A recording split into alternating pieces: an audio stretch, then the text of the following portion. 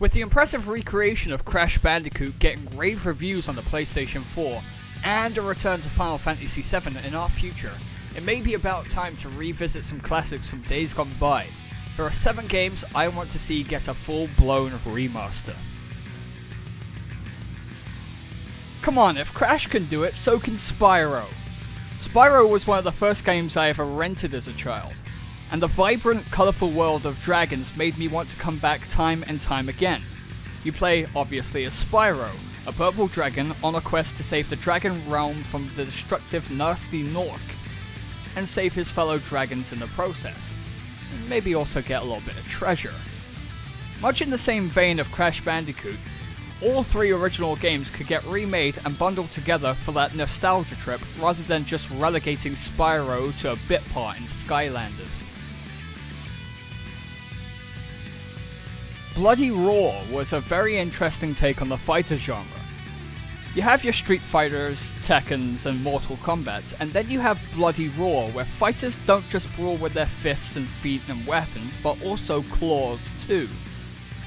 All of the competitors on the roster are warriors known as zoanthropes, and can transform into half-human, half-animal beasts during fights.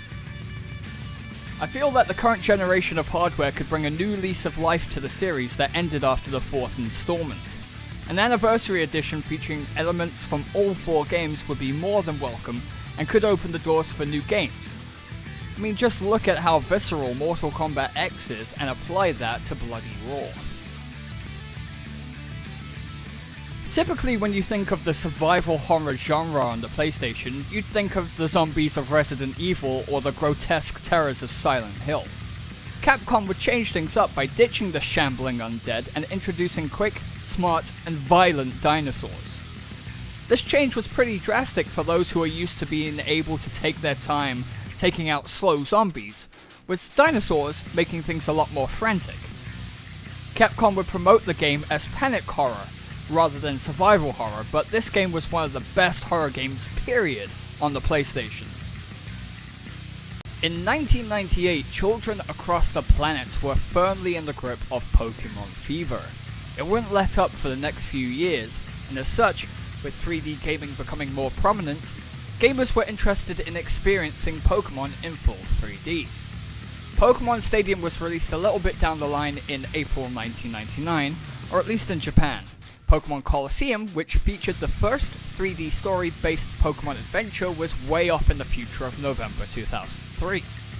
Enter Jade Cocoon, an RPG that had a lot to owe to Pokemon. You played as Levant, a child cocoon master, a job that involves capturing minions, purifying them, and raising them as his own. 9-year-old me was super excited to get my hands on this. Full RPG, with a good story and small extras that Pokemon didn't have, like merging monsters to create new beasts, being something pretty awesome. Also, I'm sure it did it years before Digimon did the whole DNA Digivolve thing. I had a love and hate relationship with this game. Loved the game, hated the fact that it scared the shit out of me as a child. You play as a child prodigy named Andy, who has a fear of the dark. The game is a cinematic platformer where you search for your dog Whiskey, who was kidnapped by dark forces during a solar eclipse. Not even vague dark forces, literal shadow demons. Andy travels to the dark world where danger is plentiful, battling the shadows and his own fears to save his best friend from the Master of Darkness. If I asked you to name an RPG on the PlayStation, you'd have a wide array to choose from, but many would pick games like Final Fantasy VII, Chrono Cross, or Suikoden. One of the less mentioned in my circle of friends was The Legend of Dragoon, a 4-disc behemoth that came out in '99 in Japan, 2000 in America, and 2001 in Europe. Yeah, that's a weird release schedule. Oh, by the way, there's dragons. That's all you need to know. In early 1999, Siphon Filter sneaked onto the scenes, following in the footsteps of Metal Gear Solid. The game is a stealth action game featuring Special Agent Gabe Logan, who is on a mission to stop Eric Romer and a series of international bioterrorist attacks. Now the game doesn't punish you as much as the early stages of Metal Gear Solid if you get spotted, allowing you to properly defend yourself with a range of guns and your trusty taser. If you're feeling especially vengeful, you can hold down the taser trigger longer to set enemies on fire. Don't tase me bro, indeed. The game was well received critically and spawned 2 sequels on the PS1, a single entry on the PS2, and 2 final adventures on the PlayStation Portable. Okay, I'm gonna cheat and add an honorable mention since Metal Gear Solid already had a full-blown remaster headed up by Silicon Knights on the GameCube back in 2004. Metal Gear Solid was one of the most beloved cinematic games on the PlayStation 1, and was evidently improved with better character models and some new mechanics brought over from Sons of Liberty.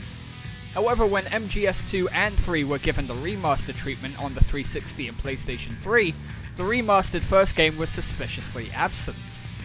In fact, certain editions of the PlayStation 3 version came with a code to download the original as part of the PS1 Classics collection.